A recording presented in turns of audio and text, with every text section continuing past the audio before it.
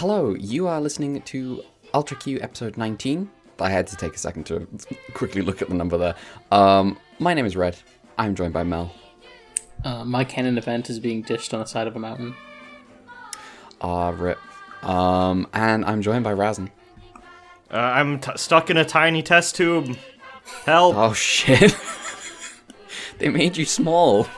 They made me small. I wonder why they did that. I wonder if there will be any explanation of why they did that. Coming up, alien invasions, stealing from Thunderbirds again, and confirmation, don't ski. Yeah. But before any of that, well, very quickly, because I talked about it last week, and, I finished Dark Souls. It was good. I liked it. Last night I played the Lives of P demo. Why is that relevant? Because it's just a Souls game. It's just 100% a Souls game. It's got the stamina bar, it's got the heals, it's got the checkpoints, it's got everything. It's got a guy hiding behind a door frame that if you're careful you can see, but if you run straight through he'll get you. It's just a Souls game. Unfortunately, I don't think it's very good, but that's, it's just a demo. Lies? What was that, sorry? Are there lies? As of yet, there haven't been lies. Wait, no. Okay, so there is one thing, which is that when you die, it says lie or die, and then when it reloads you, it says, instead of loading, it says lying. ... So like, there's something about the respawn in the lore that is something to do with lying. I don't know if it's like, I don't know what it is. Lying about fate or something? Oh, I didn't die, actually. I'm fine. What if the whole thing is a story being told back, and then he's like, and then I died, and then it's a lie? You do have a special meter called Fable, which you fill with Fable energy. And your souls are called Ergo. And you do have a very cool thing, which is weapon durability is not like, it's like they're really brittle. Like weapons they lose durability like it's fucking Monster Hunter. And you just have your metal arm has a grinder on the elbow, and you just equip it and hold down the button to grind your weapon in game to sharpen up while you walk around. Is it like No More Heroes where you have to do it like mid-combat and find safe times to do so, or is it like whenever you have a spare moment? As of yet, I have not had to do it in the middle of combat. I have just I've just been safe and just gone like, I don't know if that's because, I play Souls games and I didn't really have any issue with the game. But I got to the last boss. It killed me, and I was like, I could try again, or I could turn it off and go to bed. I'm gonna turn it off and go to bed. I think I'm done. I'm not very impressed, to be honest. But it does call the Dex build Path of the Bastard, so it's got that going for it. Maybe it will be good. Maybe it's just that the demo is just a very small slice of game, and the whole thing will be really good. Who knows? I don't really have anything else other than I watched I watched all the stuff that was happening over the weekend. That they will never put. Okay, the Xbox showcase is happening right after we record this, or like perhaps during. Perhaps during. So I'm making my cold shot now, and it'll be really funny if I'm wrong. They're absolutely not letting people play as the girl in Persona 3. They're not doing that. Absolutely not. They are not. If they do that, I'm buying that video game. But they're not going to do it. I feel like the reason they released P3 Portable on Steam is so people can get Dempsey somehow. Mm-hmm. Honestly, that's kind of my suspicion too. That is how I played that game. Yeah. So I'd be down for playing the remake with the original protagonist, but I still never played Persona 4 because what I did was I played Persona 5 and I was like, oh, I really like this. I should go back to Persona 3. And then I did Persona 3 right after. And then I was like, these games are long. I can't do the fourth one immediately after. And then the break ended long. And the break ended up being, I don't know, 4 years, I guess. No, that's fine. Persona 3 was probably my favorite of the modern style Persona games. Specifically, I thought 3 was the first. Yeah, 3 is the first Persona game, right? True. I still haven't beaten 1 or 2, so may as well be. But yeah, I think 3 is my favorite of that style. I like FES. I think the male Persona 3 route is the closest to what I ever wanted those games to be, which was an honest-to-God social simulation where all of your different social links felt more like... There was a time when they started doing this thing where social links felt like that's what it actually meant. It is a loosely defined relationship that gets more interesting the more you interact with someone. As it went on, it kind of just got sanded down into, oh, this is a friendship. And the opportunities for those social links to go bad or break or reverse and like make you lose time and all that, it feels like they started to go away from that because the series became more and more about just delivering like a social power fantasy past a point. Well, yeah, Persona 5 is a game about being really cool and hot and suave enough to fuck your teacher, which, you know, I don't know if that's a good thing, but the dungeons are bad, so, you know. And Persona 3, people give a lot of shit to those social links about like, oh, like, you're talking to this one weird foodie guy and he's fucking involved with the cult. And, like, yeah, at the time, I also was like, yeah, that's kind of dumb. Looking back on it now with the lens of, like, someone with more experience, it's like, you know, if I met someone and then, like, we were drinking and then they were like, did I ever tell you about the fucking guy I knew who got messed up with the cult? I'd be like, oh, shit, tell me about it. Like, that just seems like a weird life thing that could happen, honestly. Especially in, like, the city, too. Yeah, like, I think Persona 3... is the closest that series got to making good on the whole like social commentary thing and then wrapping all of those different relationships around to the central theme. I think Persona 4 and 5 focus too much on making you feel like the coolest dude in the universe and like, oh, this is your high school replacement in a way that I just find really boring and honestly kind of sad. But what if I want to reach out for the truth? Well, the thing about go ahead. I'll rather Red go. Oh, no, go ahead. Oh, I was just going to say that I'd be down to give Persona 4 a go in the future at some point. But it seems nice. I feel like I'm more down on Persona 5 just because I'm ideologically shifted and also just critical. And I'm like, yeah, this is wrapping itself in the cloak of rebellion while being...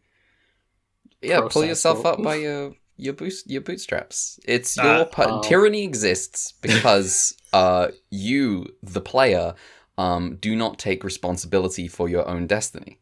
There are no bad systems, only bad actors within those systems. Yeah, I think I can understand sanding off the edges of like the social links by making them like more like a side quest you complete. So that you can do them all, but I do feel like it does lose some charm if you like take away the actual things that make it a relationship sim thing. Like, I mean, I still need to play it, but like Tokimeki Memorial is all about, damn, I gotta not let the relationships with everyone else flounder and bomb until it cascades, which I think is like mechanically compelling. But like most of these RPGs that take quote-unquote relationship sim elements don't really do that. They mostly just like, hey, you complete your side quest storyline with this character, and oh no, their character development is a side quest, which means there's difficulty with like character writing in the actual main plot, which I think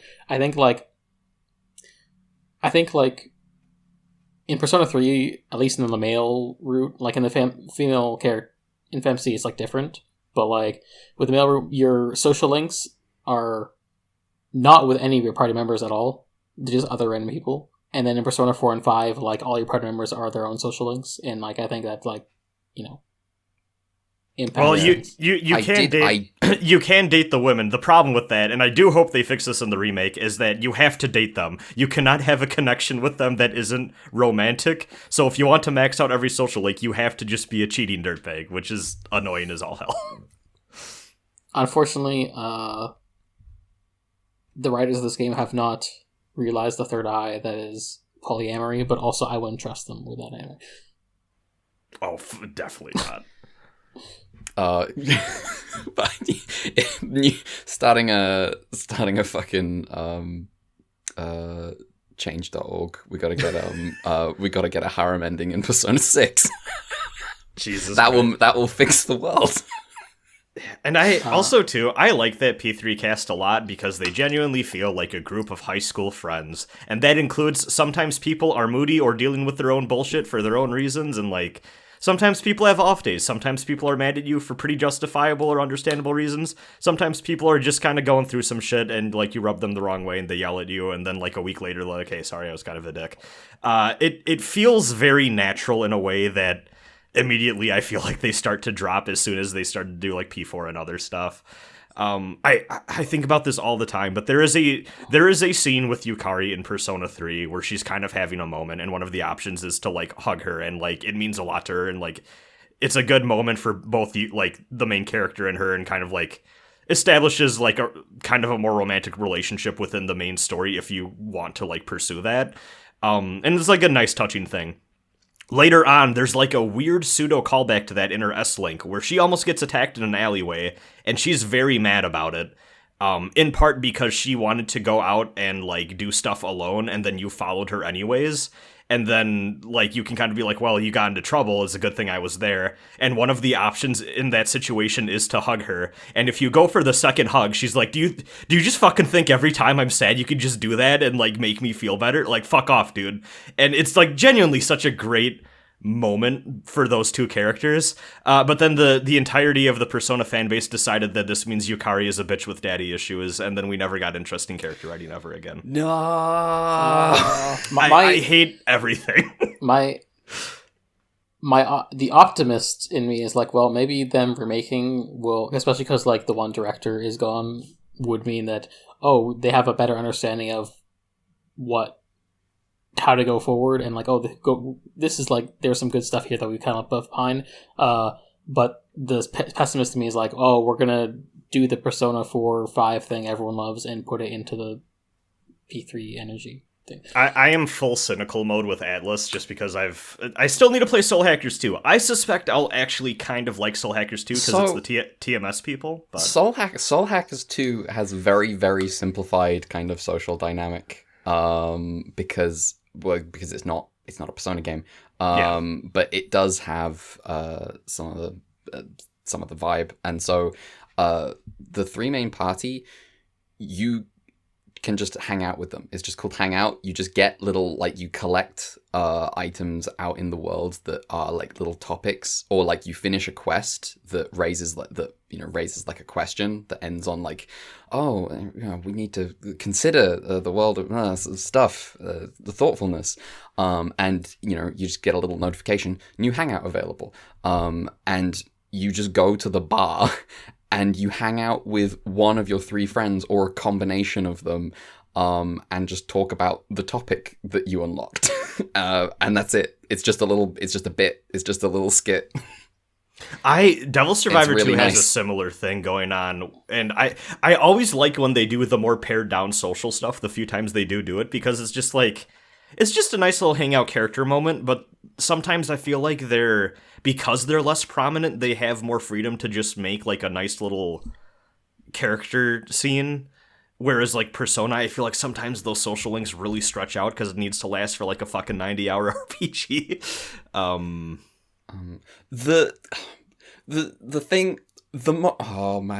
Soul Hackers 2 is good. The thing is that like the lore character and the neutral character aren't unbearable. Oh. And the chaos character isn't cringe. Damn. Then what's the point? It's shut up. So are you saying that Soul Hackers 2 is the new Dark Souls of Persona games? I'm post your location. Shut up. Oh, I will say that, going back to my thing about Cynical Atlas, what I feel like I have a feeling with Persona 3 Remake. Honestly, I feel nothing towards what we've seen from that leaked trailer. I'm just kind of like, I feel out of it. I might play it later at some point. Who knows? Maybe I'll get it at launch if it looks like good enough, but I'm in full cynical mode with Atlas. I feel like what's going to happen is that the gameplay, like the moment-to-moment turn-based combat gameplay, is going to be as refined as hell and like incredible, like it has been for all of their games since like P5, honestly since SMT4A, I'd say. But in terms of the actual friction that the game wants to present you with, all of that has been like sanded off of modern Atlas games in a way that just makes me sad. Like, they do not want you making tough decisions or wrestling with tough themes. I am not unconvinced that this game will undermine the big Persona 3 story moment, because that's what Atlas just does, is every single time that there's a big narrative swing that they take with one of their themes, a re-release will come in to undermine it or make it less impactful in some way, because everything needs to eventually work out for the best and be happy in some way, and there's no such thing as consequences. Yeah. Damn. There's an Deep Strange Journey is so bad. Anyways. Wait, what was that, Mel? Sorry? Oh, there's an RPG that came out recently called Loop 8 I want to check out, just because I feel like it's going more into the... And it's apparently a special successor to a PS1 game called Gun Parade March, and both those games are apparently like RPG with like social sim stuff, but in a way where it's like you can just fuck everyone's up relationships like for reasons you don't expect, kind of thing. Can you type out the name of that? Because Loop 8 Summer of Gods? 8. Yeah. Okay. Yeah, I've just looked at it. Gun Parade March is a game I know nothing about, but I have used the OST multiple times for tabletop games. Okay. It's a good OST. Yeah, I don't know like the details, but it does seem like a game where like every character has their own thing going on with their own internal schedule, and like there's stuff, I guess, behind the scenes measuring, I guess, trying to do relationship sim stuff in a way that's probably more like systemic than, I guess, Persona's stuff. I don't know how that would affect the writing, but you know, probably more friction than reaching out to the truth. Yeah.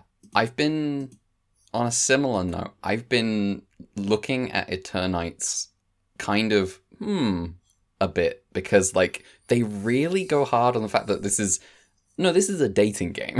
this is, there's going to be action. It's a dating game. I'm like, okay, this is not the combination I was expecting. I was like, man, maybe. I do need to walk something back that I said, because I realized that I said something ridiculous. I said that the Chaos character in an SMT game wasn't cringe. She is cringe, but in the way that all anime characters are to some extent cringe sometimes. That barely counts then. Yeah, she's not quite, you know how Chaos goes. Yeah. Sometimes you just mold so hard that you fuse yourself with the demon. Oh, Yeah. Jack Garland. Yep. I haven't played Stranger of Paradise. I was just making a Chaos joke. Damn, spoiling the game. Yeah, I can't believe Garland becomes Chaos. Why would you do this to me? I can't believe Garland becomes Garland. Spoilers for Final Fantasy 1, I guess, question mark. God, Mal. Out here spoiling Final Fantasy 1. A game with so much story.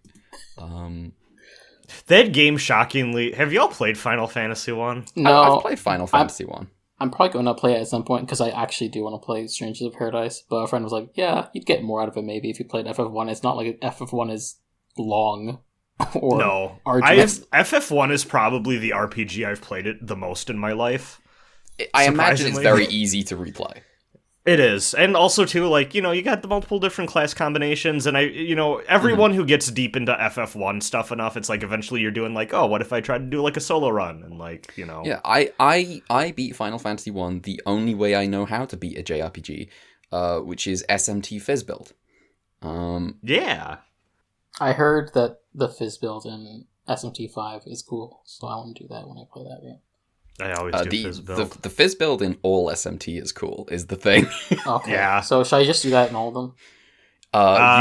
You can, but you can vary. I guess I can. SMT4 magic is busted as hell, but honestly, I did Fizz in SMT4 and all my runs, and like you're fine. I guess I just want to do the cool thing while also mixing it up sometimes. It's fun to have to summon demons to be your hard counters for things, and then you be the central like powerhouse, the big hitter. In the games where Fizz also is cast from HP, it's also really fun. Yes! It's very fun using big, powerful attacks that make your HP go down, while also remembering that when your main character dies, it's automatic game over. It's a very good push and pull. So, Soul Hackers 2 does not... If your main character goes down, you do not immediately lose the game. But Cringe. No, but... it is important because all the special moves that you have are cast you are the leader. You have a bunch of commander moves that is a whole like separate mechanic tied to like R1 or something that are really important. And you can't use them anymore if you go down. And there's a move called Meat Bullet. And it just it says you deal damage proportional to how much HP you have, and when the move is finished, you will be at 1 HP. Jesus, it's so good. That's Incidentally, solid. I think my favorite design persona is like a Fizz persona, so that's cool too. Mm-hmm. He's also on P3. Anyway, that was a very extended RPG diatribe. We weren't even talking about things we did. No, we just talked about the possibility of Persona 3 remake, and it got us started. Did y'all see that Atlas posted a new job posting for a social media manager, by the way? That's After that leaked. So here's the thing. I work vaguely in that same industry. Like I don't do social media posting stuff for places as much as I used to in my career. That being said, boy, do I understand how that mistake happens, and that sucks, and I feel bad, but also the environmental storytelling of that job listing going up was kind of funny. It was really funny. Hope that person finds something else to do. Yeah. It's rough out here. It is. All right, well, having started this, I think I can officially hand off. So, revealing that I have done literally nothing this week. I did one big thing. Yeah? I saw Shin Kamen Rider. Oh, shit, you did? Wow, I also saw Shin Kamen Rider, is what I would say if they showed it outside of the US. Crazy. Yeah. In what world does the Shin Ultraman thing get I do not understand how that happened. It's so weird. I think it comes down to Subaraya needs Ultraman to live, and Toei is like, yeah, we got Kamen Rider, but we got Dragon Ball and One Piece and all this other shit that makes more money, so we don't have to care as much. Right. Just look at the state of official Rider releases in the West versus Ultraman. Yeah. Yeah. How was Shin Kamen Rider? I think it's all right to good. I think of the Shin trilogy, I refuse to buy into this propaganda that Rebuild was the first Shin Japanese property revival. Fuck that shit. That doesn't count. Everyone knows it. Of the trilogy, I think it is the worst one, but also maybe the one I had the most fun with. Me and my friend Fang revived our Rider Kickcast. We're going to put that episode up, and then I'm going to work through the backlog. Then we're going to get back to watching the original Kamen Rider, damn it, so check that out. But nice. We recorded our thoughts in like about an hour. We were positive on it, but definitely had a lot of criticisms that we get into. What I will say here for this group of people is going into this movie's release, there was a lot of marketing done to be like, oh, this version of Shocker, the evil secret society that's trying to take over the world, in this version of Shin Kamen Rider, or in this version of Kamen Rider, Shin Kamen Rider, they're all about making people feel happy. They want to make the world a happier place. And what I thought was, oh, that's a cool thing to do to reflect what the current growing rise of fascism looks like in the world. Whereas, back when the original Kamen Rider was coming out, it's just about Nazis. Yeah, it is about the remnant Nazis that did not give up the dream. And this is more like, hey, what if everything was just good and you didn't have any worries, and like trying to appeal to people's worst selves and be like, oh, what if we just had absolute control and made everything great and everyone feel happy, like just kind of leaning into like, oh, this is what like the neo-fascist like alt-right stuff kind of looks like or whatever. That's not really a thing in the movie. What if, okay, hear me out. What if, to make everyone happy, you took everyone's souls and you put them together into one massive pool of like... Now, I think,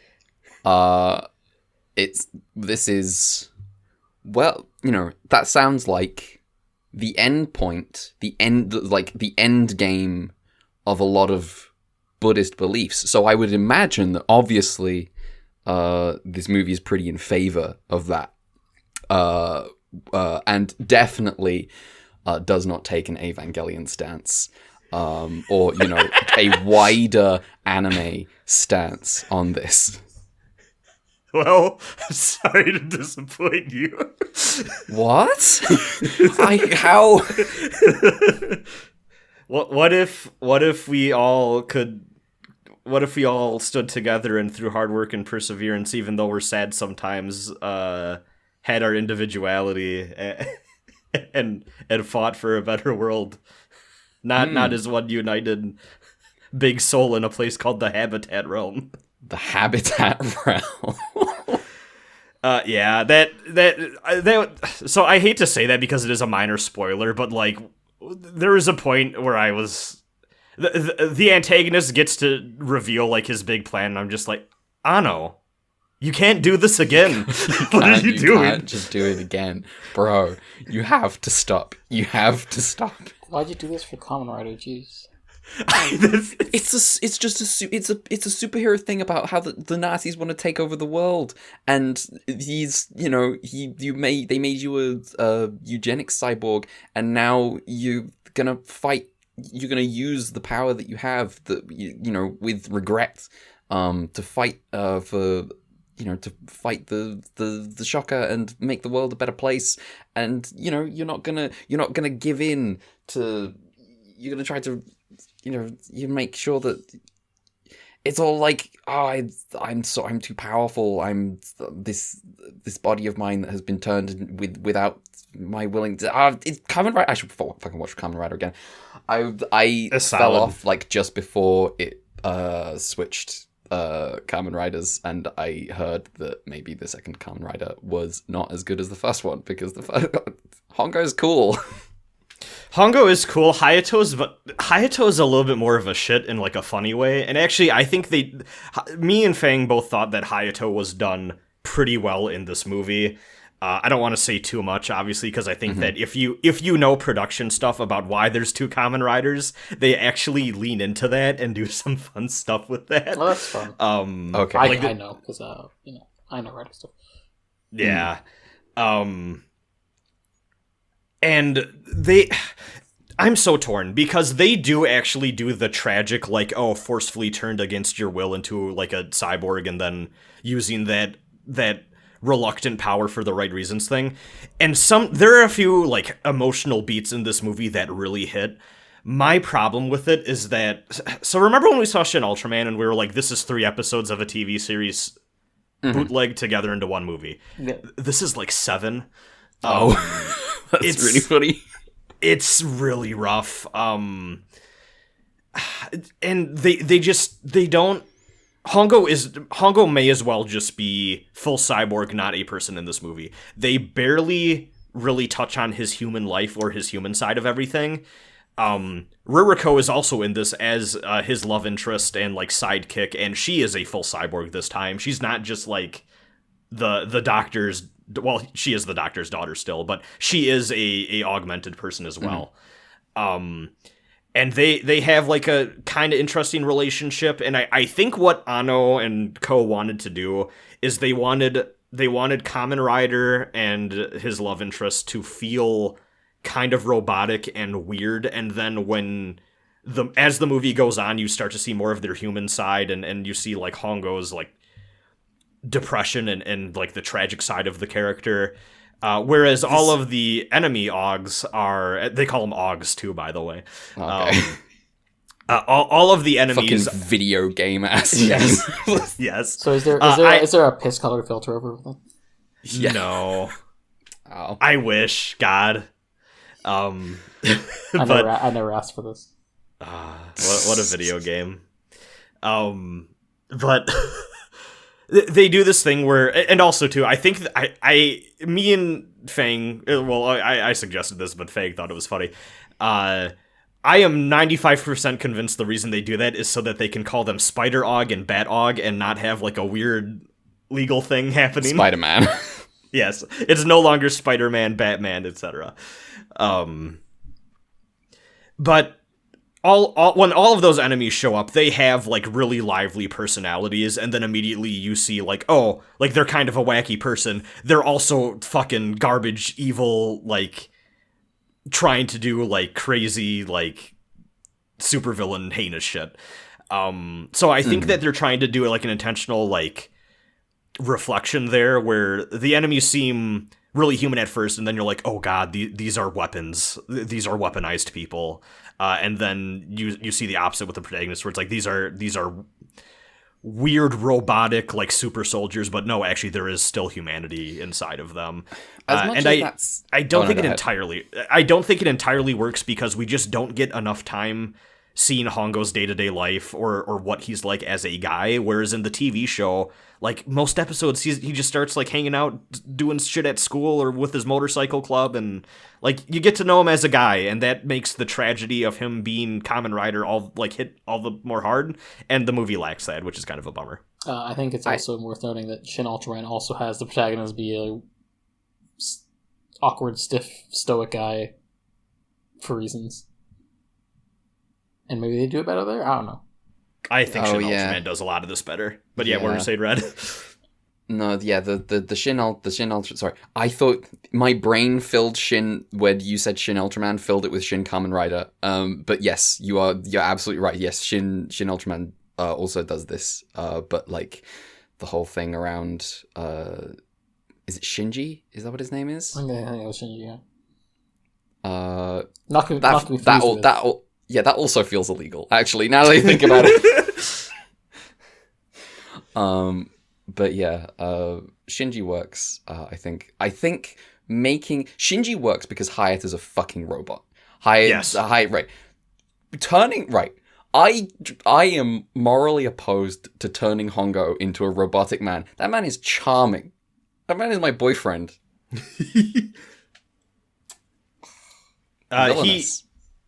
There is a point in the movie where he just sits down and he doesn't sit down, but he gazes off into the sunset and has a good cry, and the actor kills it. It's an incredible moment. Nice. Also, the last beat that like the movie ends on works incredibly well. I was like, wow, that is actually just like a really strong ending. But yeah, overall, the movie's just kind of weird. I think so. The thing that I keep seeing is people are like, oh, the problem with Shin Kamen Rider is that it's too faithful to the source material. And what I think people mostly mean by that is it's how things are shot. Like, it's very obviously hearkening back to the type of choreography that was done in those 70s tokusatsu shows. I don't mind that so much. I actually think that in terms of the actual story and how the narrative goes and the reimagining of characters. Obviously, there's still parts of Shin Ultraman that we haven't seen the TV version of, but from what I've seen of Shin Ultraman, what I've seen of the original Kamen Rider, I feel like Shin Ultraman definitely felt more of like, oh, this is a modern adaptation, whereas Shin Kamen Rider feels more like a reimagining in some ways.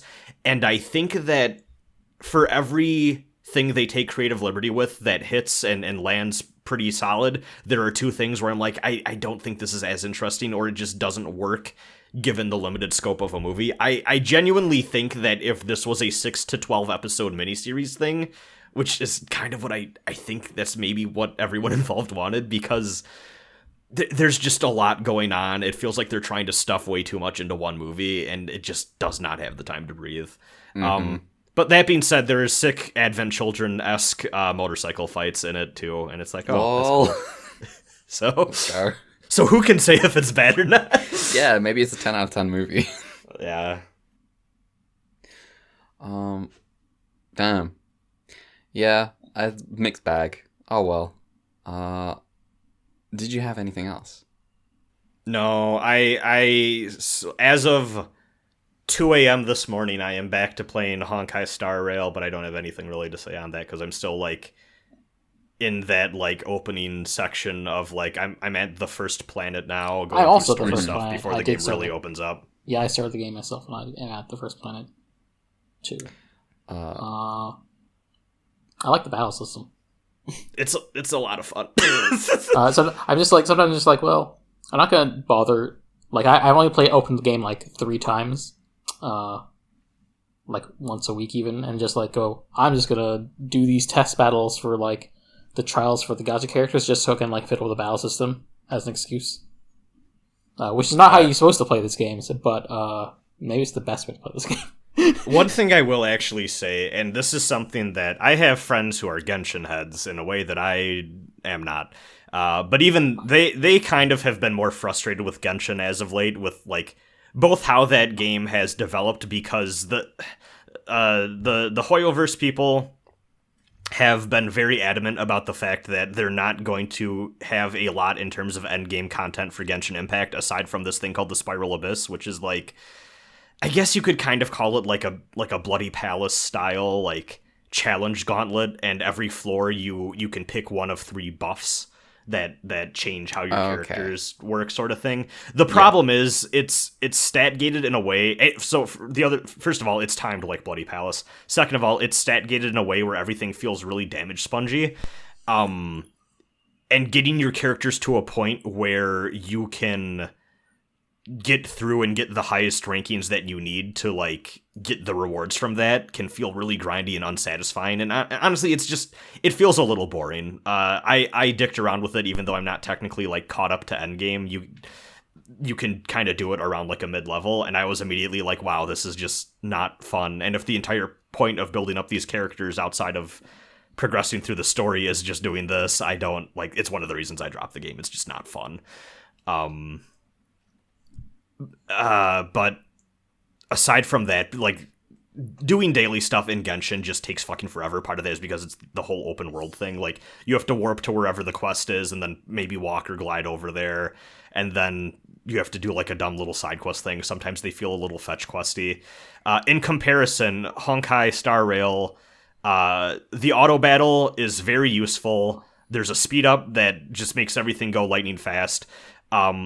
In certain battles, like when you're grinding for like, because there's certain like battles you can do to like get like good rewards or XP or whatever, you can borrow someone on your friends list character, and if they're like way over leveled, you can just basically eliminate the encounter instantly. Dragon's Dogma. Sorry. Yeah. Yes, actually. And it just feels it feels like it fits into someone who's busy's like life a little bit better. That's part of the reason my friend Trick has been focusing on it more than Genshin, is like he's a busy guy. He runs a convenience store, and he's just like, I can't really do Genshin anymore just because I don't have the fucking time. But Honkai, it's like, oh, you put it on for like a few minutes and then you're done. Sometimes the daily quest is, hey, take a photo with the in-game camera.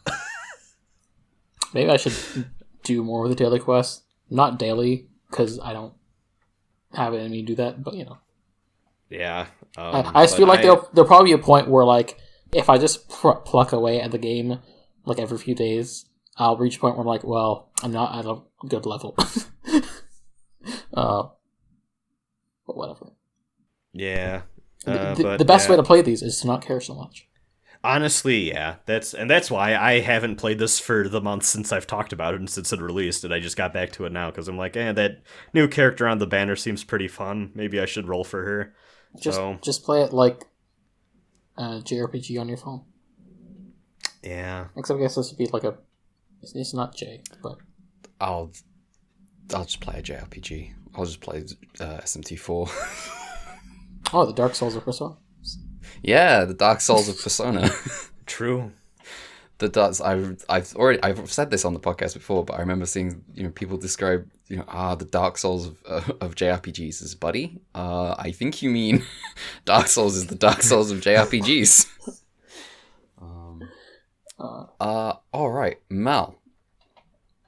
Do you have anything? I got one thing. Go ahead. I'd say maybe it pairs spiritually with what Razin brought. I'm going to call this thing an entry in Sentai Segue Gaiden because it's not. It is a franchise with. It's not Super Sentai, but is a franchise with historical connections to Sentai, and also features multicolored heroes of similar aesthetics having action scenes together. So you may recall that between the second season of Sentai and the third season of Sentai, it took off break where Toei made another superhero show called Spider-Man. Anyway, I saw Across the Spiderverse. Ah, yes. That took me a minute, yeah. How was Across the Spiderverse?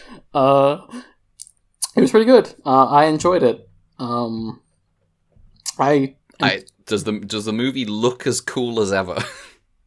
Oh fuck yeah! Oh hell yeah! The anime it's good. Like 2 hours and 20 minutes of just animators styling and being the best at what they do. 2 hours and 20 minutes is long for a movie.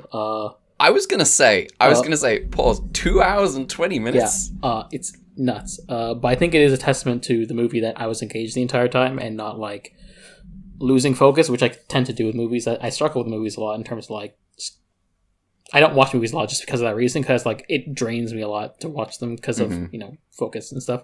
So when I see something that's like over 2 hours, I'm like, oh no. But this is good, and maybe being in a theater was helpful to that because what else are you gonna do in a theater? Yeah. But yeah, it's the first Spiderverse, pretty cool. This one follows it up. There will be a third one. This is what I have been hearing. Yeah. I'm trying to avoid being as much of a spoiler person as most of Twitter already is being. Yeah, I don't really know what happens in the movie. I know there's. I don't even know what the movie is about, honestly. Yeah, so the basic premise. So you remember the first movie? It's kind of like a origin story for Miles Morales. It's sort of like his big introduction into media outside of the comics. I think I'm not a comics person, so I could be wrong, but it does feel like this is where like Miles Morales became like a big name. I think it was a combo of that and the PS4 Spider-Man stuff. Yeah, I see it sort of like a 1-2 punch kind of thing. Like the Spider-Verse came first, then Miles Morales came after, and like I don't think Spider-Verse led to them doing Miles Morales in it, but it probably helped, But anyway, then he becomes Spider-Man and meets all these other Spider-Mans from other dimensions, and then saves the day. And the opening of this movie is all about like how both him and Spider-Gwen are like, damn, we're the only Spider-Man in the universe, and we don't have anyone to talk about our Spider-Man problems with. This kind of sucks. But worry not, ? Because Spider-Man 2099 and Miguel O'Hara has created the Spider-Man Society, which like, I guess you could call it Multiverse Time Police Spider-Man Found Family Organization. Oh my god. Well then.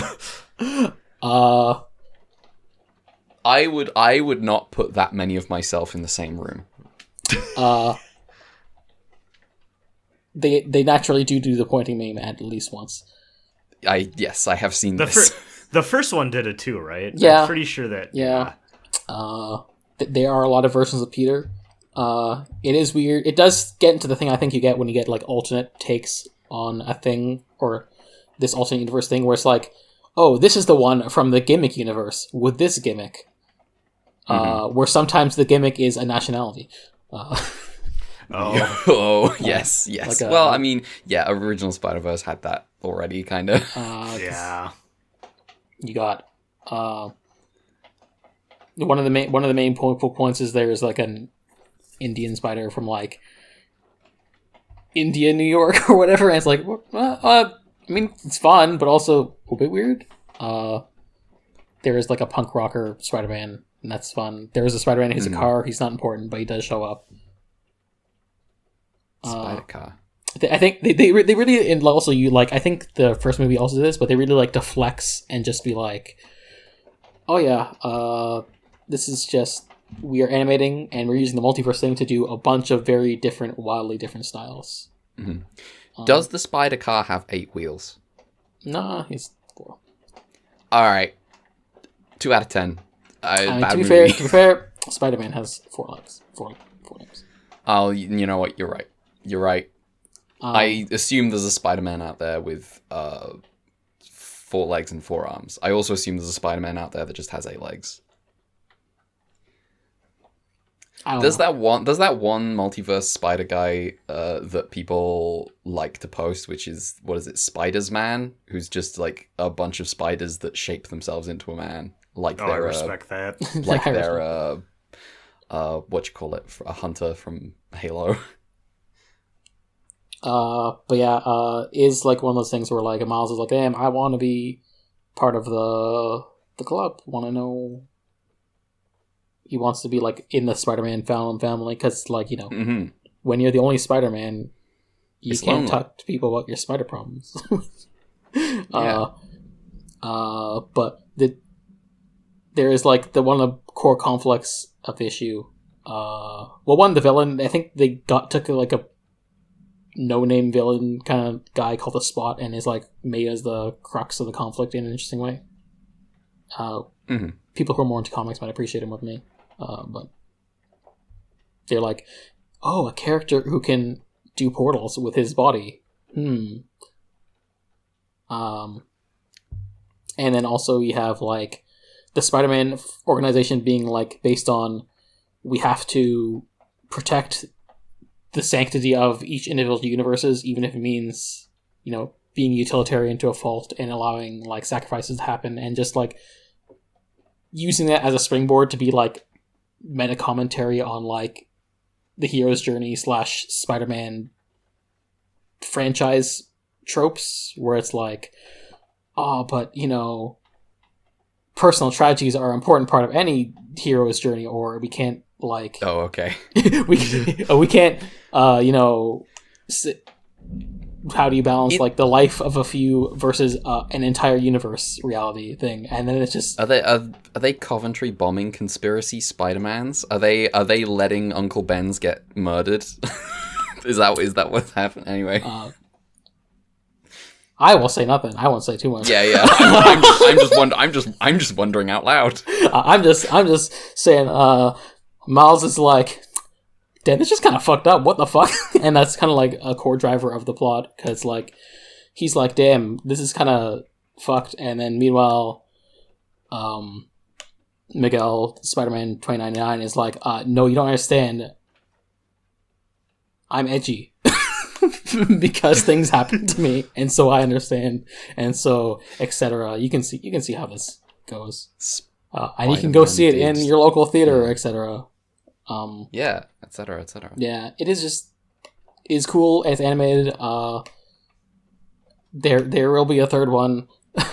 Looking forward to seeing what happens. Spider-Man is cool. Hate to tip my hat to the IP that is already big, owned by the mouse. But, I remember once years back when Spider-Man PS4 came out, and I remember I think on like Castle Super Beast, where Pat was like, "Oh man, people are talking about Spider-Man selling a bajillion copies." Well, yeah, no shit, it's fucking Spider-Man. Yeah. Yeah. But I guess it is unfortunate that like, cool. there's these cool alternate takes in Spider-Man, but also I don't want to read comics. Yeah, I will simply never read a superhero comic ever again in my life. I just don't care. I feel like I'm like, damn, I want to see more of these guys. I'd be down. But then I'd have to probably read print media who have varying degrees of quality. I am content looking at the highlights that people recommend and are frequently collected, and just look at those, and then I'm not touching the rest of this. Let me tell you what those highlights don't include: the Spider-Man comics that are running right now. Yeah. I boy, do I not care about practically anything I've ever seen from the modern comic stuff for either of the big two publishers. It seems dire. I do think it's funny that Spider-Man 2099 is like extremely 90s, and he's like, oh man, cyberpunk Spider-Man from the future. Also, he's a vampire for some reason. I'm like, what? What are you doing? Nice. Cool, but also it's silly. Yeah. Extremely unfortunate that the Japanese dub of Spiderverse casts Spider-Punk, the British punk rocker Spider-Man who is black, having their voice actor be the racist voice actor who voiced the one character in Kamen Rider Revice who wore blackface once. I don't think that's okay. No! This is the worst result. This is the one thing we didn't want to happen. Could have literally picked anyone else. God damn. Damn. That sucks. That's the worst. Yeah. Oh. Well, rip. Maybe I'll check out Spider-Man video games eventually. That PS4 game's alright. It's like... Does it make you feel like Spider-Man? I guess. It's just kind of like...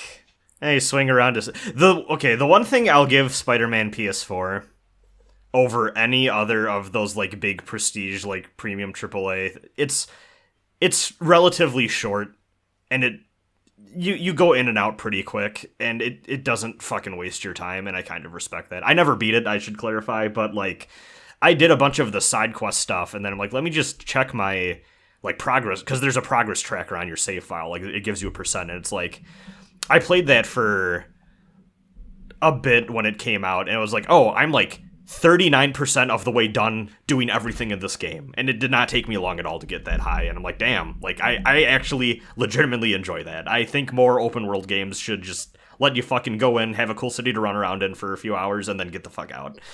Yeah, the PlayStation the PlayStation has a notable famous superhero game, what was that, open world city with like incredible movement, and they're called Gravity Rush and Gravity Rush 2. I think they're really good video games. I really thought you were about to go to bat for Infamous, and I was like, Red, what the fuck are you doing?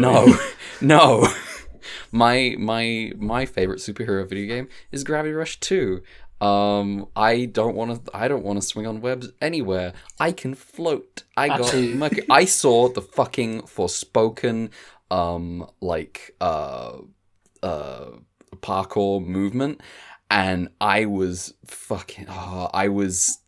absolutely miserable looking at that and going like, that's the fucking Mercury stuff from Gravity Rush 2 with the fun light jumps. That game, rip to that studio. Really, what I should do instead is just play Marvel vs. Capcom. That's a good time. Unfortunate that like there's only one Spider-Man in there, but I guess that's what the mods for UMVC3 are for. I don't expect there'll ever be more than one Spider-Man, but there probably won't be. You got Venom in some of them. That's like halfway. You probably won't get another MVC anyway. Rip. Those Marvel vs. Capcom 4 rumors will never not be present, though, in the fighting game community. Every year. They're just going to call it 5 or something. Infinite was 4. Idiots. So here's the thing. I would be actually very happy if they called it 4, considering what Infinite was like. I mean, I heard Infinite was good mechanically. It is. It also... There's a reason that game did not catch on. Yeah. I do not think it feels very good. But also, too, Street Fighter Cross Tekken at the end of its life was also pretty solid mechanically. There's also still a reason that game flopped, and like I think that it was still a misstep overall. I do think maybe the Street Fighter 6 Capcom might be able to put a decent MVC out, but that's on the mouse's end, I guess. I honestly, I do legitimately, I want them to bring back that style of game. I think I would be happier if they don't do it with Marvel. I think that well is just poisoned at this point. I don't think Marvel will ever let them have that creative control again to make the type of game that I would want MVC to be. Because they sure as fuck didn't in MVCI. Okay, so. Tatsunoko vs. Capcom 2 featuring Hajime from Gatchaman Crowds. That would be sick. Do it. So, yeah, anyway, to that end, I rate Across the Spider-Verse a rating of Maximum Spider. Maximum Spider. Thank you. Well, now that we've talked about video games, a Kamen Rider, and Spider-Man for an hour, we should talk about Ultraman. No. Yeah, let's do it. Yeah, let's turn off the podcast. We're done this week. We're done. This was your bonus pod for the week. Yeah. Let me tell you about episode 28 of Ultraman, Specimens 5 and 6. There have been a series of incidents involving buses falling from hillside roads, and the incidents always occur at noon. Muramatsu and Ide investigate by riding buses that are on suitable roads at noon. Fellas. Idiots. I don't know about this plan. It's a bad plan. Also on the bus is a suspicious woman in sunglasses. Anyway, noon comes around and the screen turns purple and, surprise, the bus falls off the road. Lamau, R.I.P. Muramatsu survives, but is stranded with the woman in sunglasses. Investigating the crash, Muramatsu doesn't find any bodies, and there are no rescuers. What's going on? The driver emerges from nowhere, taps him on the shoulder, and informs him it's been an hour, everyone has already been taken away, no one was seriously hurt, though a guy called Ide did break his leg and is in hospital. Muramatsu returns to find the sunglasses lady and sees she is wandering into the mountains. He realizes the only thing in that direction is the Cosmic Ray Lab. Now, is the Cosmic Ray Lab the lab from the episode where the drawings are coming to life? Yes. It's been a recurring location. Okay. Coincidentally, a guy from the lab arrives in Ide's hospital. Well, the hospital where Ide is staying. It's not his hospital. There's a side gig. And I wouldn't trust him, by the way. What, with a hospital? Yes. No, it'll be a farm for experiments, Ichinotani style. A guy from the lab arrives in the hospital Ide's in and says that the lab has been under attack from the Dada for a week. They're aliens with big heads that disappear and teleport. There were 3 of them. I just shot the other guys at the lab. Also, I'd like to add that at the HQ, there's like some fumbling about with like trying to get a hold of Captain, and Hayata's like, "Hey, Fuji and Arashi, you go see Ide in the hospital, so I'll be here by myself. I'm in charge now, by the way." Yes. So Hayata gets put in charge and immediately puts Fuji. He self-appoints himself. Yes, he self-appoints himself in charge. Immediately puts Fuji in the field, sending her and Arashi out, and confirmed Muramatsu is the problem. Hayata will send Fuji out on missions. But yes, the Dada, there were 3 Dada, and they shut up. I have to get through this without laughing. There were 3 of them, and they shot 3 Dada, and they shot the other guys at the lab with rays that made them vanish. speaking of vanishing, this survivor at Ide's hospital starts to scream and then fades away into nothing. He's been teleported back to the lab by the Dada. Hayata, one of the... so Hayata then orders Fuji and Arashi and Ide to go to the lab, I think. One of the Dada possesses the survivor's body, and we see the 4 other guys at the lab have been shrunk and are kept frozen as live specimens to be taken back to the Dada homeworld.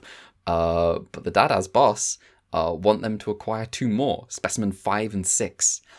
It's at this point that the lady with the sunglasses, Akikawa, arrives at the lab and introduces herself. She's here for reports that have been missing for a week. She's just been normal this whole time.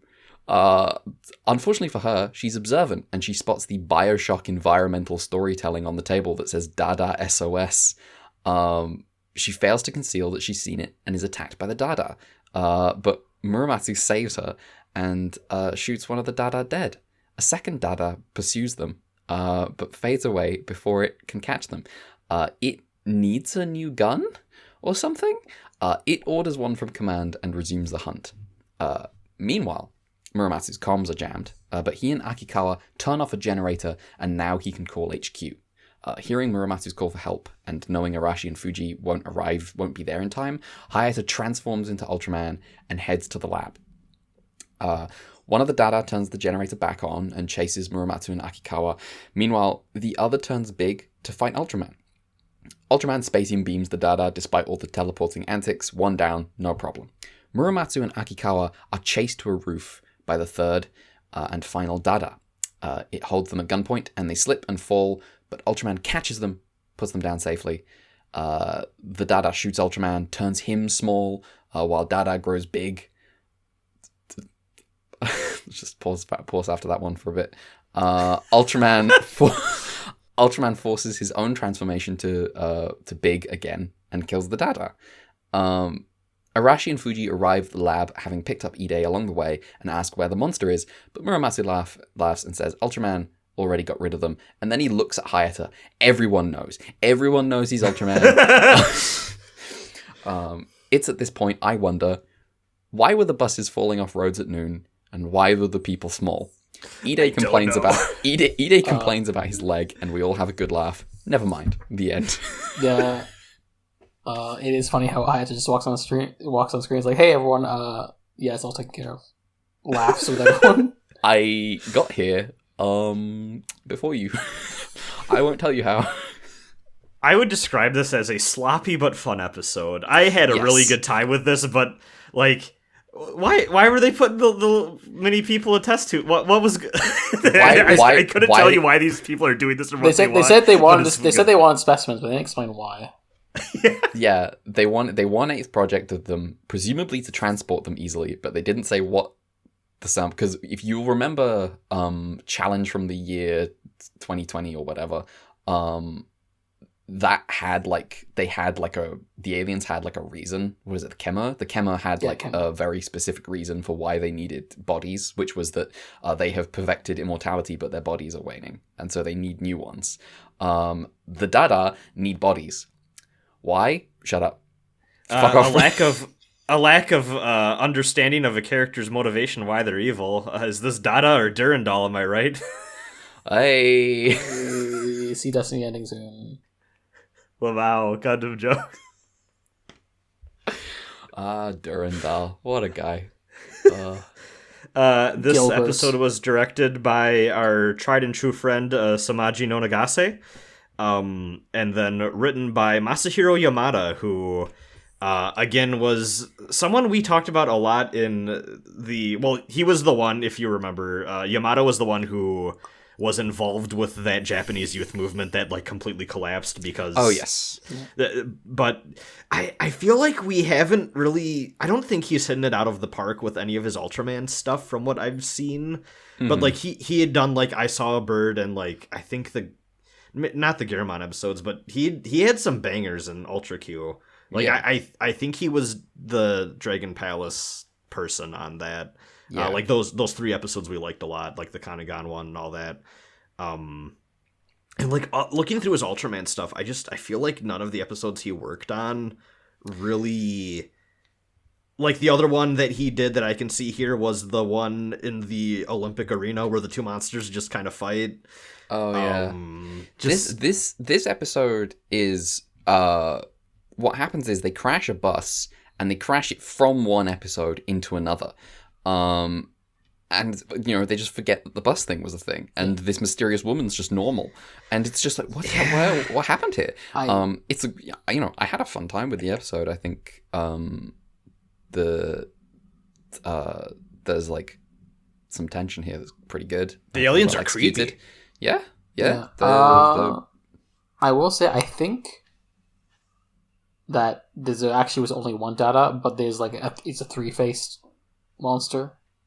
Is that what's happening? Oh, I think that's what was happening actually, because I had that thought, but I was like, oh, maybe that's not it. But I think that is correct. Well, one, it does say introducing the three-faced monster Dada. Oh no, you are correct. It does say that at the beginning of the episode. And also, when Muramatsu does just sweep its leg off the roof, which is very cool. He does also just say, "Oh, there's three. Oh, there was only one of them." Don't know how he came to that conclusion, right. But from the evidence, but it's like, okay, this is meant to be explanatory. Maybe it's like something about them getting cornered on the roof by that guy and fucking Muramatsu at gunpoint is like, oh damn, like this is actually like this is real creepy looking or whatever, and then he just kind of shoves him out the roof. And then Ultraman just runs and catches them, which is pretty cool. Yeah. It's the Ultraman fight itself was kind of whatever. Ultraman like forcing himself to become big again, just to be like they use like the shrink ray or whatever on him, and he's like, are you stupid? I'm just doing it again. I thought that was pretty funny.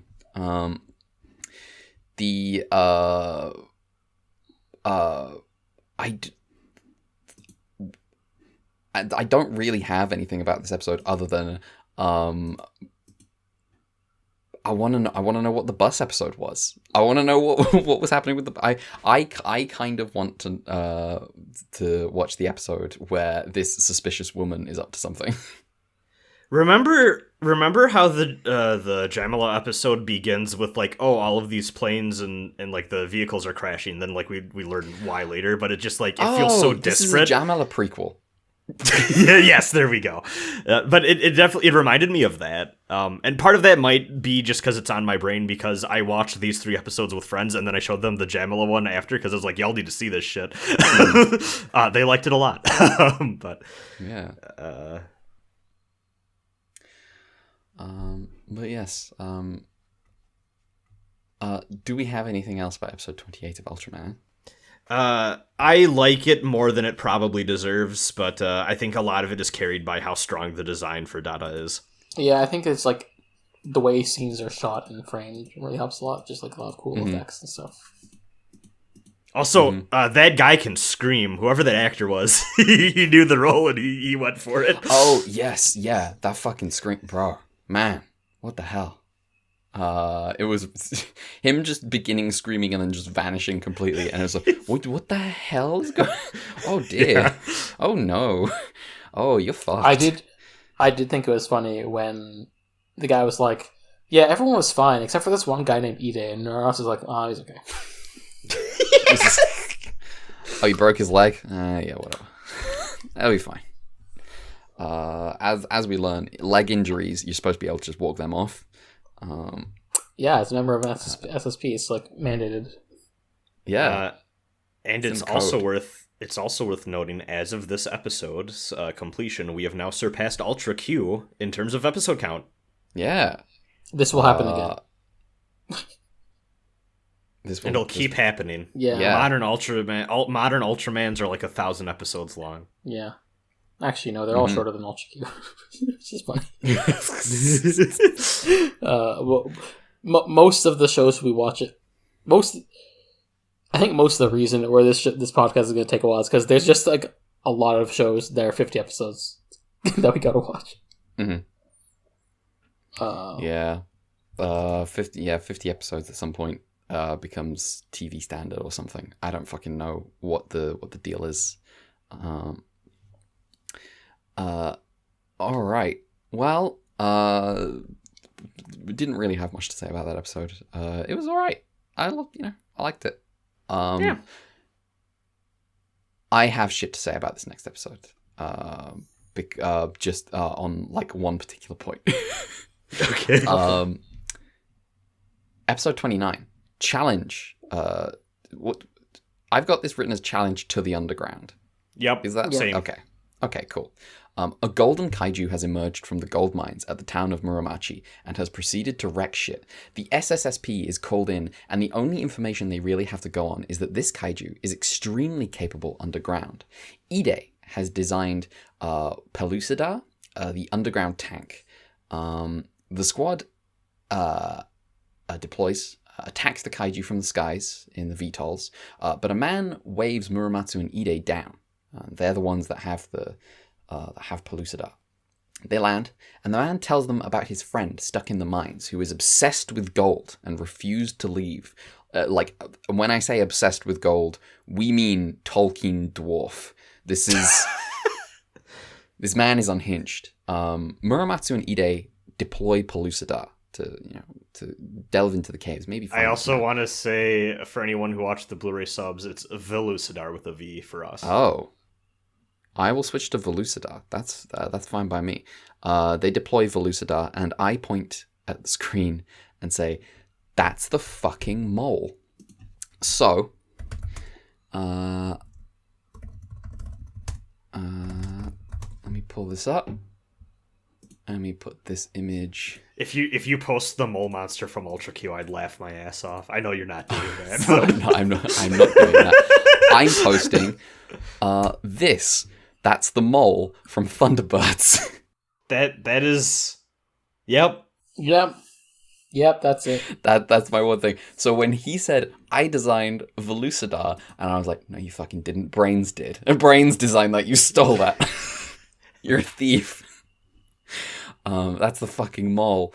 The difference between the mole and this and Velucidar is Velucidar goes into the ground on its treads.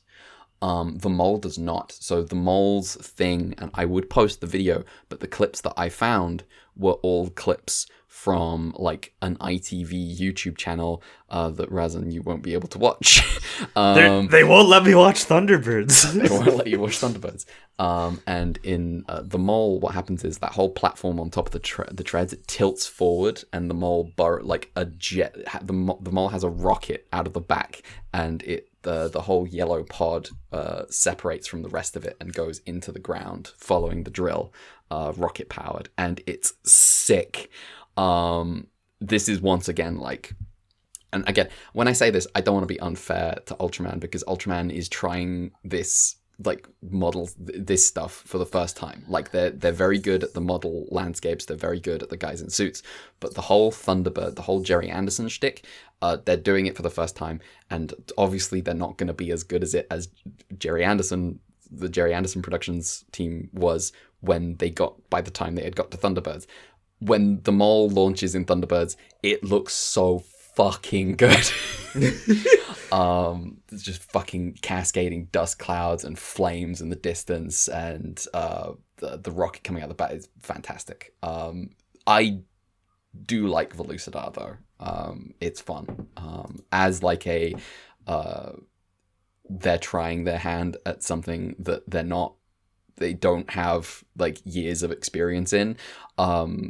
This is very good. This is good stuff. I like Velucidar. That was my thing that I had to interrupt this summary to talk about. This is a Thunderbirds podcast. Now, where was I? Anyway, Muramatsu and Ide dig into the earth, and we get to see a side view as they cross paths with an ominous, unmentioned tail. We will get back to that. They track the kaiju, which is moving 3 times faster than Pellucidar. Which, It's gold. It's the Hyakushiki. I thought about it too when we were watching. Don't worry. Same brain cell. Yeah. In their pursuit, they come to a cave and find the man obsessed with gold. They have to drag him back into Velucidar, and he tells them not to touch Goldon, the kaiju. Goldon ate all the gold and became golden. But this man claims to have discovered the gold in these mines in the first place, and so he says it all belongs to him. He is extremely suspicious of Muramatsu and Ide, and seems to think everyone is out to steal what's his. They encounter Goldon at last, and use the ray gun on the Velucidar to drive it to the surface. But in the process, Velucidar gets swiped and damaged. On the surface, Arashi shoots a Corona bomb at Goldon. Hayata follows up by shooting it in the heart, and Fuji falls off a mountain. Through their combined efforts, they kill Goldon. Muramatsu and Ide need help, but so does Fuji. Arashi takes Fuji to a hospital, and Hayata sits still and waits for the plot. Meanwhile, Ide and Muramatsu are having a hell of a time. First, they get Pellucidar running, but it won't steer and it won't brake, so they're just drilling into the center of the fucking earth. Then Ide fixes the gears and they put the thing in reverse, but they cross paths with the tail from before, and this time they disturb it. It's a second Goldon, which is, I want to say, I realize the reason that they do the two things is so that the team can get rid of one and then Ultraman can get rid of the other. I do think that's kind of cheating, but I appreciate it. It's not as cool as when Rodan did it. It's not as cool as it's not. I mean, Rodan is just a kind of just a cool movie. Yeah. That first half an hour was fucking wild. They should have had giant underground ants. What were they thinking? I was expecting a fucking giant bird pterodactyl thing. What the hell is that? That's the Rodan experience. So the tail is another Goldon. It attacks. Ide and Muramatsu are trapped, and their oxygen has just about run out. But with one final Herculean effort, they manage to launch a missile that drives Goldon 2 to the surface. Hayata transforms and fights the second Goldon. He tries maybe his most fucked up move yet, which is he tries to make Goldon strangle itself with its own tail. That is incredible. It was pretty incredible. Wild. It is distressing how violent this is. This is maybe like, this is not as evil as genocide, but it is violent on a personal level, and like gleeful in a way that maybe Ultraman was not gleeful when he just exploded a ship full of sleeping Boltons. Ultraman's like, oh, you're trying to use your tail to fucking strangle me? Well, fuck, I'm just gonna tie this fucking tail around you, make you into a fucking Goldon circle while you choke and struggle. It's horrifying.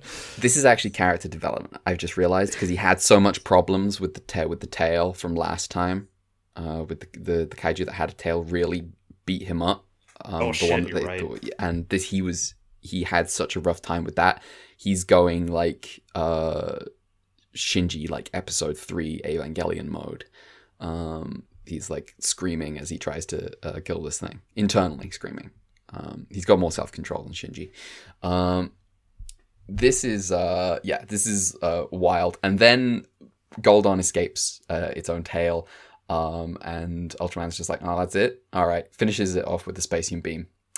Ultraman flies into the tunnel, retrieves Velucidar, and takes it back to the surface. Muramatsu, Ide, and the gold-obsessed dude are all saved. And Ultraman flies away. The narrator informs us that 150 tons of gold were extracted from the two Goldons, and the SSSP gave that gold to the town of Muramachi to fund their recovery. The end. Thoughts on Goldon? Like the monster or this episode overall? I guess both. Oh, go ahead, Mel. I thought this episode was boring, to be honest. I didn't really care for it. Yeah, I think this is one of the weaker ones we've had in a while. That the Gimli feels like he is set up for a punchline we never quite get, or at least we do get, and it just doesn't land. It feels like they had to stretch for time in the most agonizing way. The amount of time that Ide and Muramatsu spend trying to press one button is really funny. It's painful. It's the toy animation approach to adapting One Piece. God, yes. Honestly, this does feel like a Dragon Ball, 2 minutes of stare down while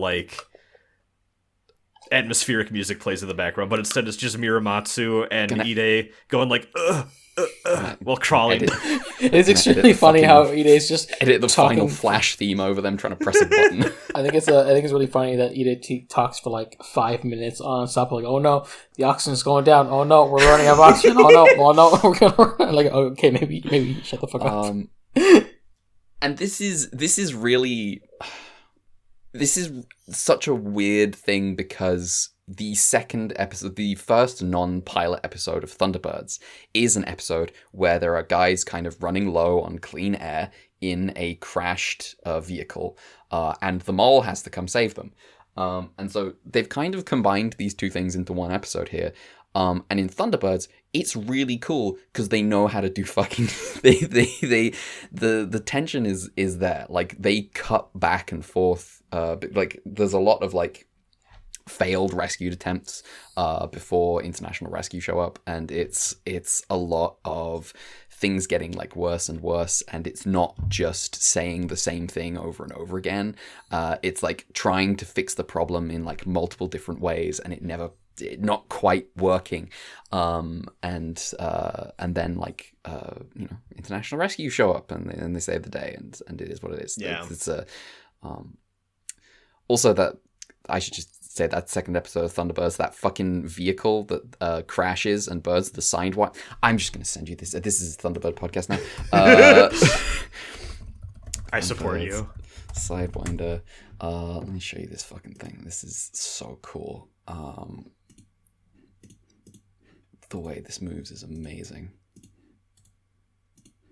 Right, so you can't see the bottom of its legs in this image, but this is the Sidewinder. Holy fucking shit. It's this so looks like good. It's like something that'd be in fucking Lost Planet or some shit. It's so cool. And the way the legs don't bend. They pivot around. What is the tank thing on the side for?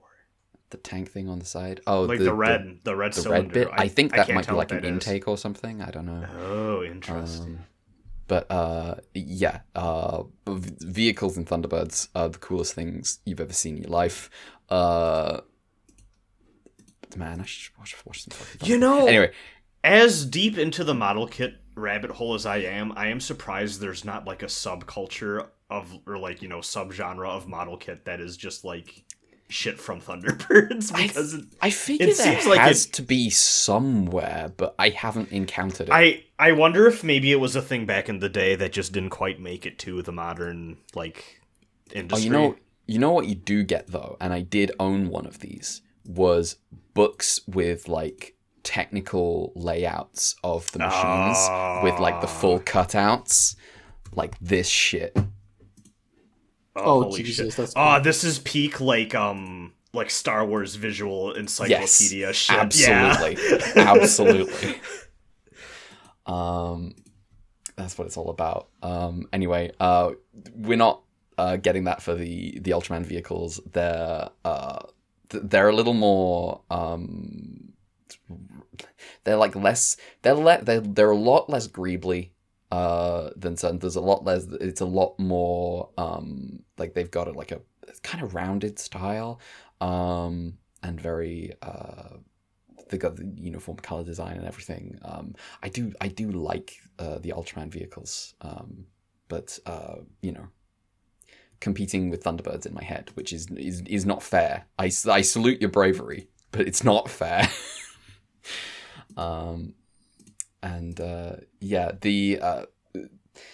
The whole I I do quite like just like the ending narration of, well, no, we didn't give the gold to the one fucking guy that said it was his. Obviously, but he does just wake up from his stupor, like, oh, did something happen?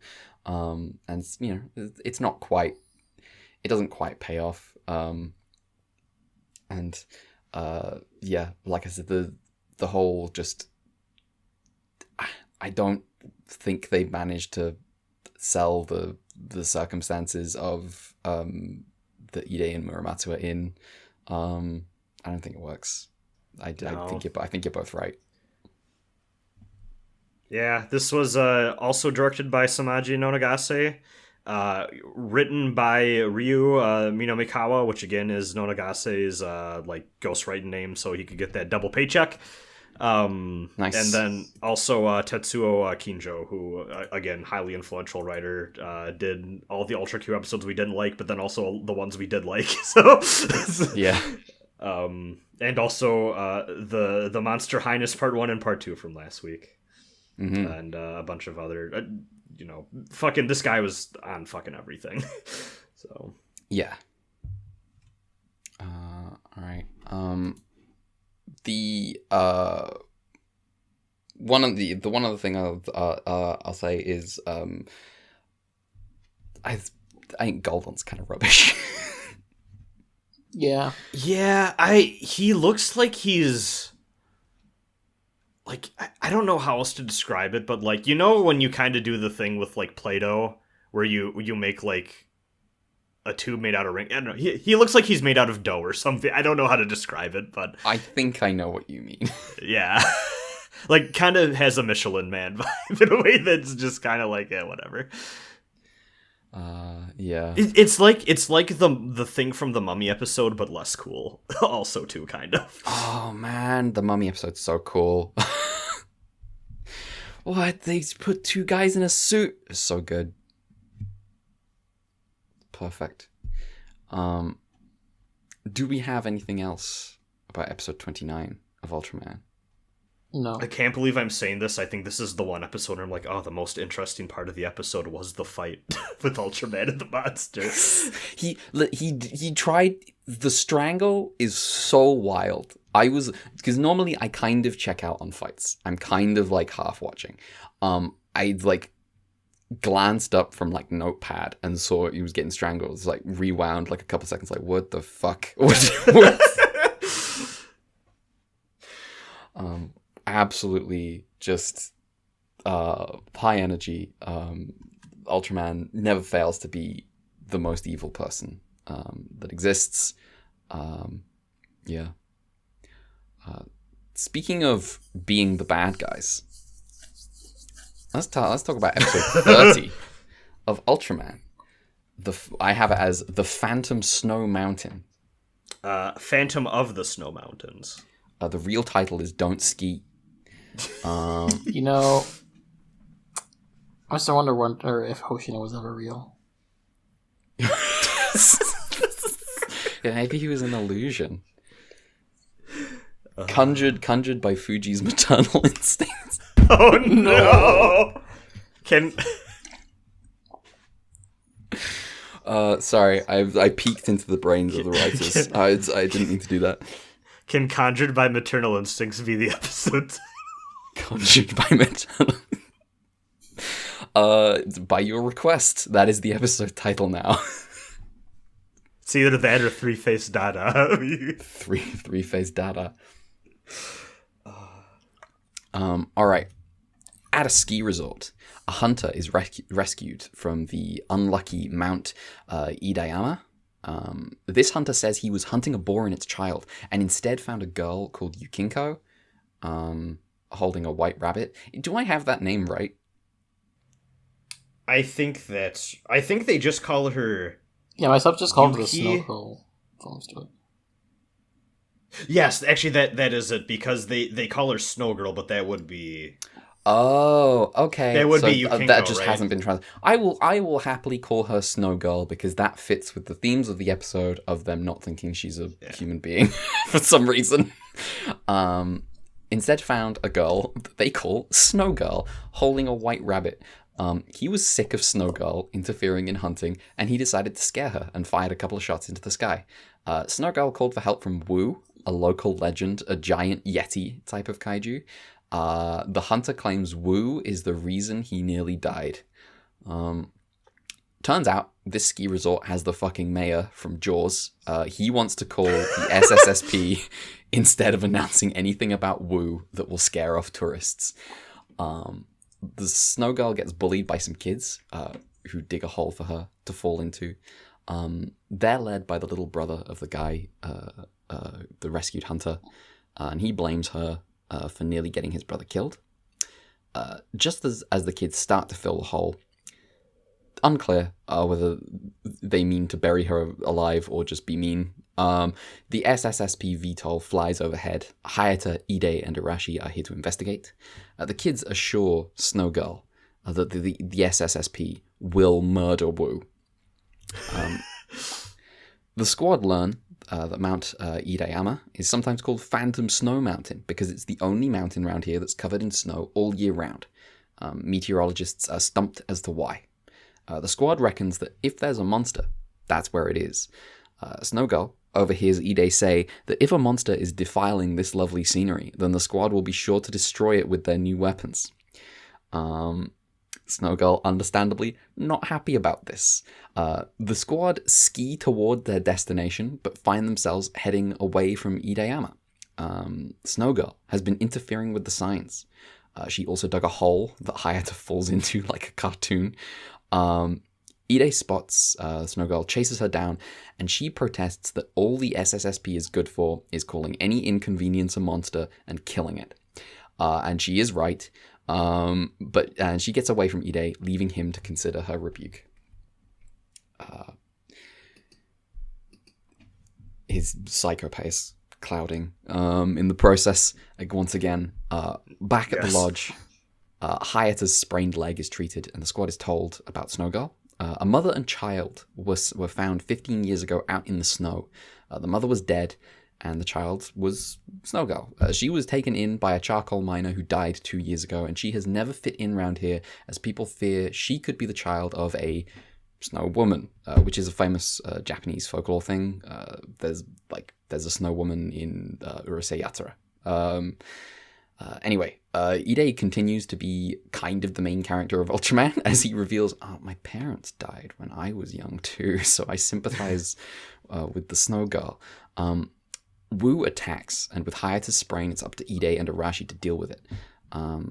The Snow Girl stops them before they can shoot and urges Wu not to get angry and not to hurt anyone. The hunter from earlier arrives and shoots Wu, but the girl manages to persuade Wu to return to the mountain. This is a clear sign that nobody needs to destroy Wu. We can all live together. Unfortunately, a complete stranger was drunk and fell into a hole and died, and people know that Snow Girl digs holes. And so a gang forms to chase her out of the village. I would also like to, at this point, point out that the kids that bullied her also dig holes. Yes. That was my first thought as well. The tourists all flee in droves, and Arashi and Ide are asked to destroy the monster. Arashi says yes immediately, and Ide says, well, now wait a second. But it is not enough. Arashi and Ide head out in the VTOL to hunt down Wu. Alone now, Ide tries to convince Arashi that attacking Wu isn't a good idea. Maybe Wu is the spirit of the Snow Girl's mother. Arashi insists they attack, and Ide relents. I want to just say what, the line Arashi says. It's kind of fucked up. Yeah, go ahead. Is this the one about the monsters not fit into society? Yeah. It's like yes. It's like he says, monsters are poor creatures that can't exist in human society, so they have to be killed. Basically.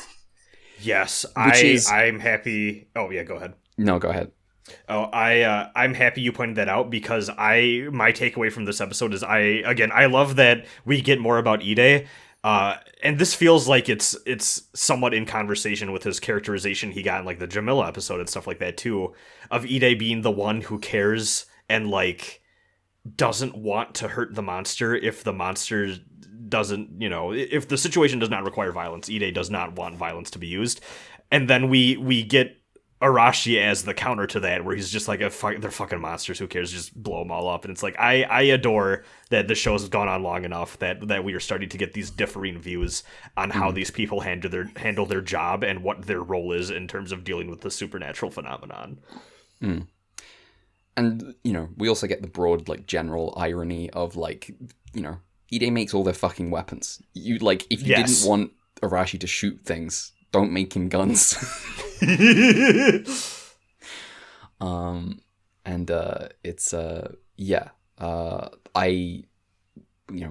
get into it a little after the episode, but there's, that whole angle that, I like this episode.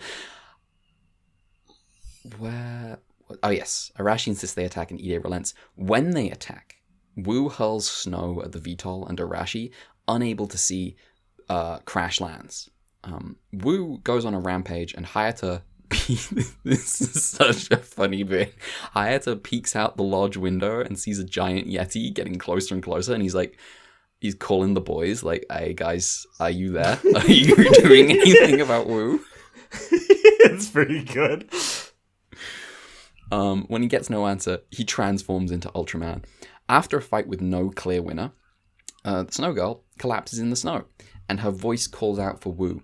Wu vanishes, fading away into nothing, and the girl lies motionless in the snow, the white rabbit beside her. Hayata finds Ide and Arashi unconscious in the VTOL and wakes them up, telling them that Wu vanished, as though he really were just an illusion. He also tells them, and I'm going to maybe need some addition from the Blu-ray on this, that the Snow Girl has returned to the mountain, and the boys wonder if maybe she was never real in the first place. That's basically what the Blu-ray had to, if I recall. Okay. It just seemed like an incredibly unhinged thing to say about a girl whose body is right there.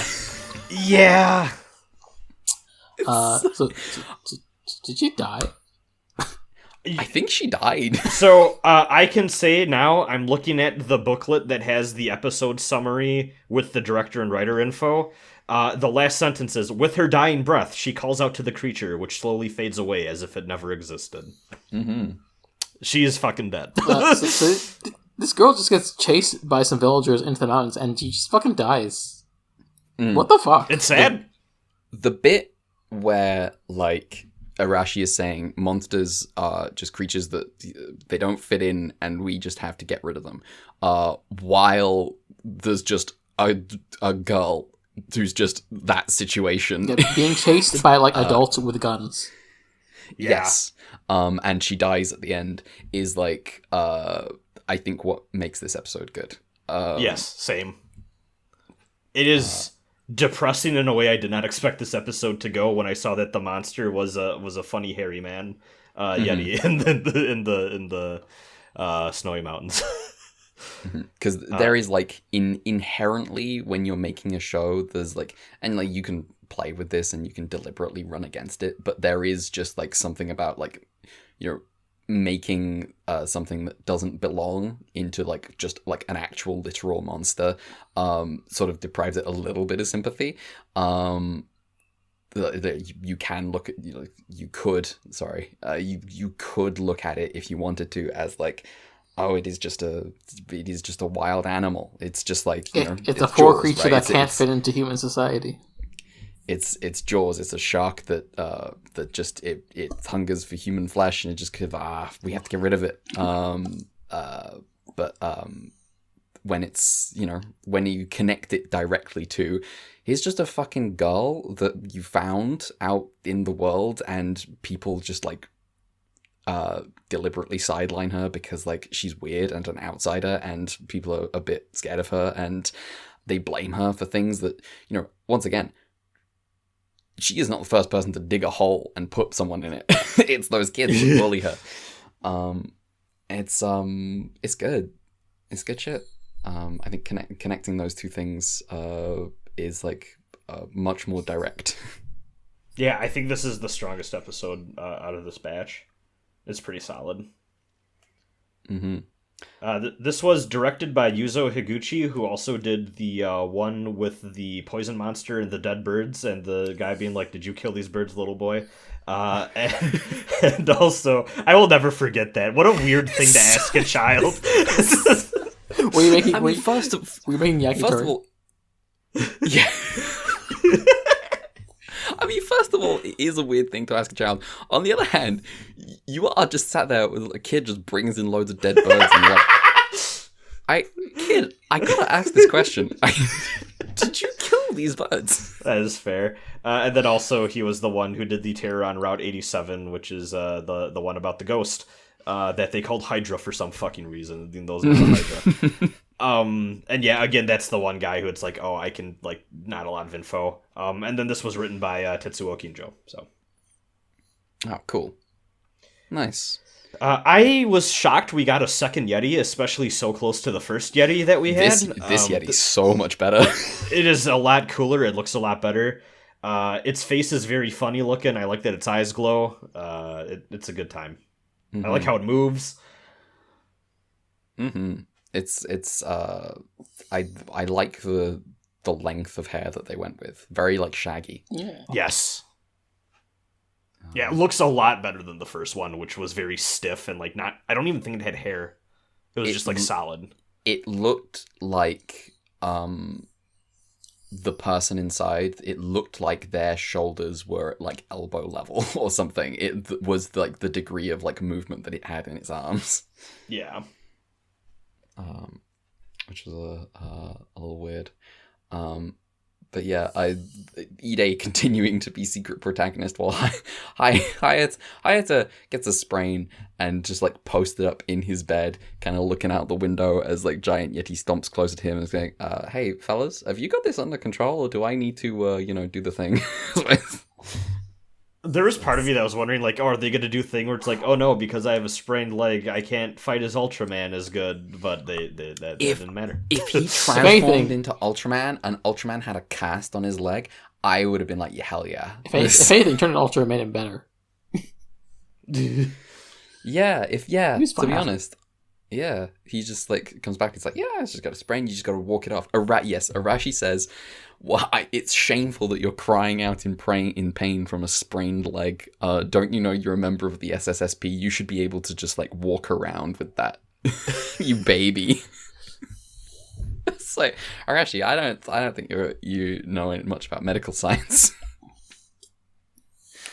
No, he's there. He's there to. He's there to shoot things. He's not there to deal with the healing, the after effects. Yeah. Wu. He's like, Wu vanished. Oh, he's gone to Paris. Speaking of Wu, actually, Mel, correct me if I'm wrong, but there's some production history stuff with the name Wu, right? Wu was, like, one of the ideas that Super Eye wanted to do for, like, as a show about a friendly alien guy. That's right. And some of those ideas of friendly alien got used in, like, Ultraman, because he's everyone's favorite friendly alien, of course. But there is also, like, I think the idea of Wu eventually did get used for, like, a show in, like, in the mid-aughts they made that's, like, finally, hey, we got Super Eye's old idea of Wu and we made it, and it doesn't have subs. And I'm assuming that's not a big Yeti man, right? No, he's like a cute alien guy. Okay. Actually, let me see if I can find it. Bioplanet Wu, I think is the name. Ooh. Also, Wu with, like, the second O capitalized for some reason. Also, they just showed the Persona 3 trailer, apparently.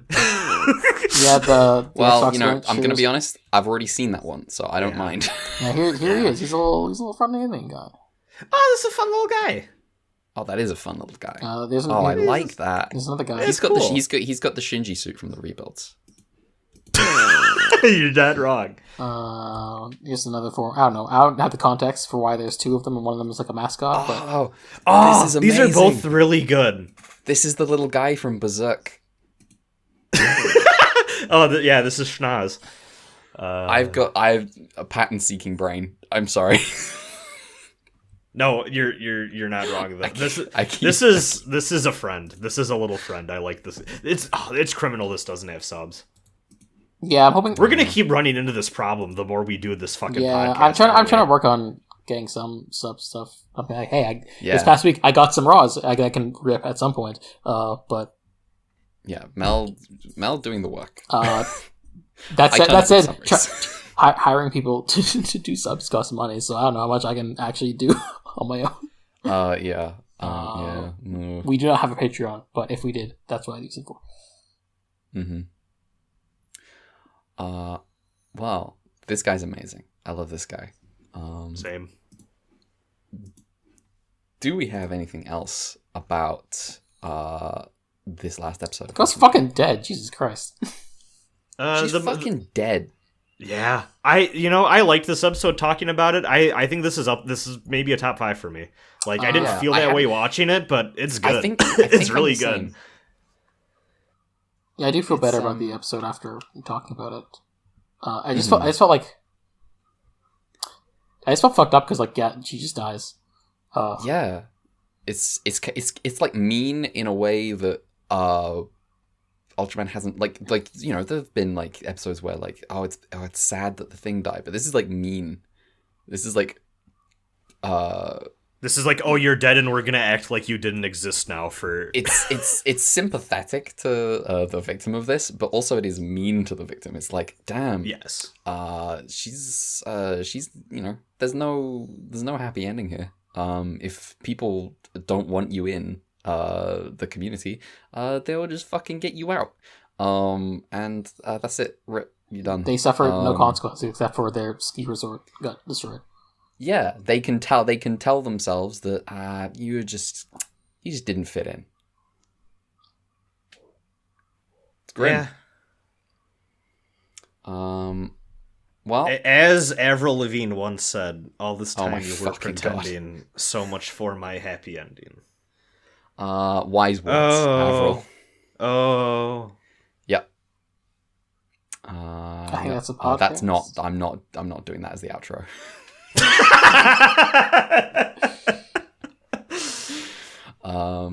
Well, do we have color time for these episodes? We do. For the outro, you should do a specialist Persona 4. Oh my fucking! I should do memories of you. I do have color timers. Let me scroll down to the bottom of the dock. Alternatively, I should do that. Soul Hacks. There's just good music. Okay, we got timers. Games is the thing. Yeah, one of these is a fucking long one. Episode 28, 5 minutes, 55 seconds. That's got to be our longest one. That is the longest one. It felt long. I noted that in the episode. I was like, I'm curious what the time is on this when Mel gets to it, because he's blinking for a while. Mm-hmm. Episode 29, 3 minutes, 53 seconds. And then episode 30, a bit shorter, 2 minutes, 7 seconds. All right. Nice. Well, on that note, I think that's a podcast. Yeah. Let's go straight into plugs. If you want to follow the show, you can do so at ultra_q. That is at ultra_QUEUE on Twitter. I am at gender_redacted on Twitter. I'm at November on the other one, co-host. Razin. You can find me at Rosenbrand. My YouTube channel is also Rosenbrand. Gonna have stuff up soon. Reminder that a week from when we're recording this is Dada's Day. So get your plans in order. Honestly, typically a rough day of the year for me for reasons, but I hope everyone enjoys it and has a good time if you celebrate. And Mel. Hi, Twitter at Dear Crowns. I have a Twitch, Cosmic_Crown. I might start doing more stuff again because I am back at my place and not my parents'. Our email address is ultraqpod@gmail.com. Feel free to send an email. We have 3 more weeks of this show, apparently. So yeah. Damn.